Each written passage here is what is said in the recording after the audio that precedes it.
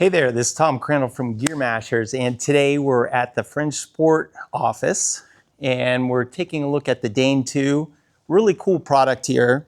It's a functional trainer, and so that has cables here. And what they've done is they've changed the weight stacks on this. And so rather than having a taller weight stack, they've actually reduced the height. And what that means is you actually have more cable to pull.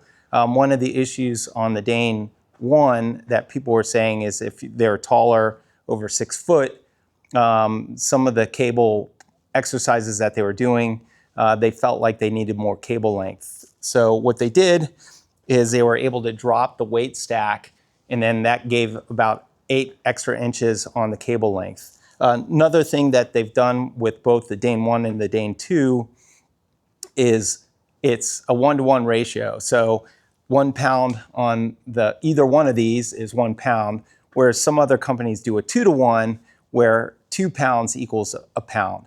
The difference between the two, I don't know. You know, some people prefer the 2-to-1, some people like the 1-to-1.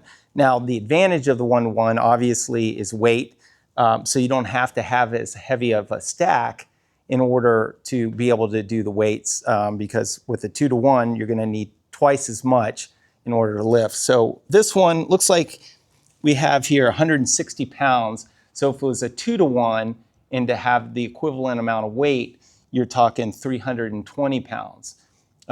So that's pretty heavy, and that's just on one side. So it's 160 and 160 on both sides. So in my opinion, having a 1-to-1 stack makes sense, and especially setting up the rack, and also if you ever had to move the rack, trying to move a rack with 640 pounds, that's a lot versus 3 hours later. 220 pounds or 40 pounds. Anyway, so yeah, the other thing that they did was they upgraded the systems here for the cable. So they added bigger rollers here versus on the Dane 1. Let's see, and they upgraded, they've also upgraded the J-cups, one of their J-cups here. So what they did is, instead of having metal on the outside, they sandwiched it with UHMW, and this thing's beefy. And then also on the inside, it has the UHMW, so you're not gonna be scratching up your rack by putting this on there. And it's really easy, just slides in, so you just turn it to the side and then slide it in, and it works. You don't have to worry about the cables behind there. I think on some machines, for example, like the Eleiko Prestera, the cable system that they have in the weight stack gets in the way of their sliding J-cups, so you can't use those on the Prestera rack. So on the Dane 1, the J-cups had metal on the outside sandwiched, and then UHMW in the middle. And then with these new J-cups, the UHMW's on the outside and metal's in the middle. So if you're hitting the bottom part of it or the top part, you're just hitting UHMW, not hitting any metal. And then the safety arms have the UHMW on the top, and then just metal all around. They're really actually super beefy. The rack itself is a 3x3, and it's a standard. So if you have other accessories that are 3x3, they should work on this rack. All in all, it's a fantastic rack. I love the Fringe Sport here on the back here, their name tag. And then also, let's just go over here real quick. Turn it around.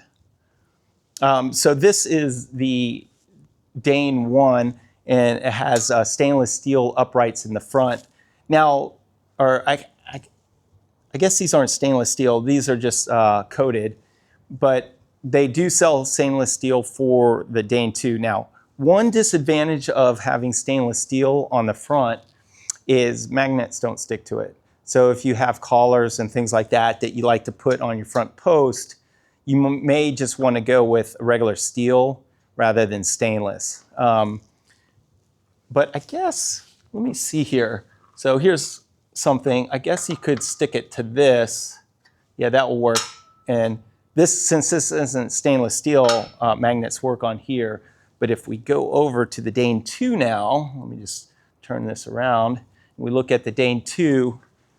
So these are stainless steel uprights, and it doesn't stick, but it will stick to the back. So that's just something to remember if you're choosing stainless steel or not.